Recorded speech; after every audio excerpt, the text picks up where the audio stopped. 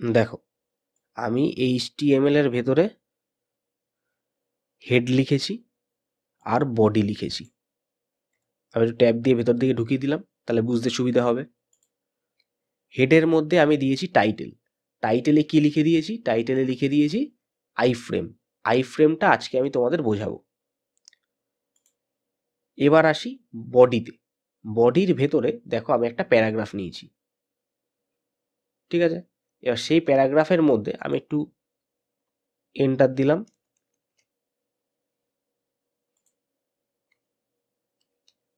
দেখো এবার বুঝতে সুবিধা হচ্ছে।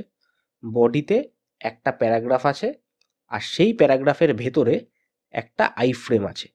আইফ্রেমের স্টার্টিং ট্যাগ আর ক্লোজিং ট্যাগ আলাদা করে হয় না, একটাই ট্যাগ হয়, ঠিক আছে?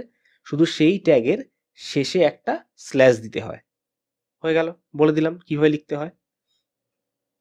এবারে আইফ্রেম দিয়ে আমি কি করব সেটা আমি পরে আসছি, আগে দেখো কিভাবে লিখতে হয়। দেখো এখানে আইফ্রেম কথাটা লিখলাম, তারপরে লিখলাম এসআরসি। এসআরসি মানে হচ্ছে সোর্স। আমি কাকে ফ্রেম করছি, মানে কাকে দেখাতে চাইছি, সেই ওয়েবসাইটটার লিঙ্কটা আমি এখানে দিয়ে দিয়েছি। এবার বুঝতে পারছো আইফ্রেম দিয়ে আমি কি করি? আইফ্রেমটা হচ্ছে একটা উইন্ডো।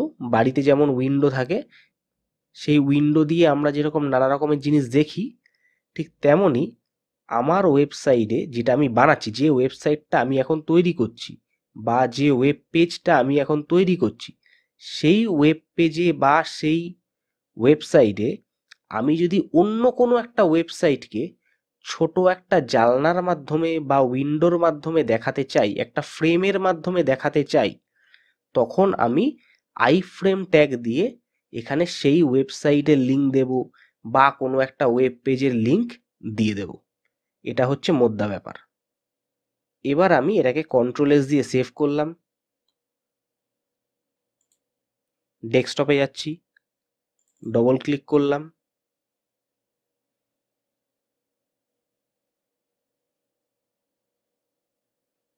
দেখো খুব ভালো করে এখানে একটা ছোট্ট বক্স চলে এসছে। যেহেতু আমার কম্পিউটারে কোনো ইন্টারনেট কানেকশন নেই, তাই জন্য এটা এভাবে দেখাচ্ছে।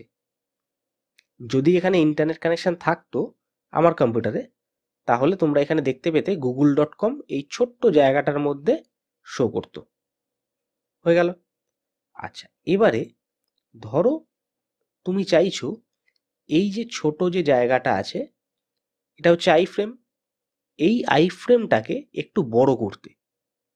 ঠিক আছে? তোমার ওয়েবসাইটটা হচ্ছে এইটা পুরোটা, তার মধ্যে এই যে ছোট্ট আইফ্রেমটা আছে, এই ছোট আইফ্রেমটাকে একটু বড় করতে। এবার বড় করতে গেলে কি করতে হবে? বড় করতে গেলে কি করতে হবে? আমাকে হাইট আর উইথ, লম্বা আর চওড়া দুটোই বাড়াতে হবে। আমি আবার কোডে ফিরে যাচ্ছি।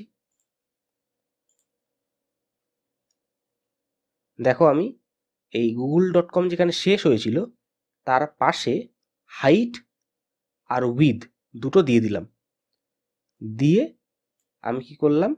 কন্ট্রোল-S দিয়ে সেভ করলাম। আবার এই ওয়েবসাইটটায় গেলাম, গিয়ে এটাকে রিলোড করলাম। গিয়ে কি করছি? রিলোড করছি। দেখো রিলোড করার পরে আফটার রিলোড সাইজটা বড় হয়ে গেছে। এই হচ্ছে আমাদের আইফ্রেম। ঠিক আছে? আইফ্রেম মানে হচ্ছে রিয়েল লাইফে আমাদের বাড়ির জানলা, যার মাধ্যমে আমরা পাশের বাড়ির বৌদি দেখি। আজকে এই অবধি করালাম, আবার দেখা হবে পরের ক্লাসে।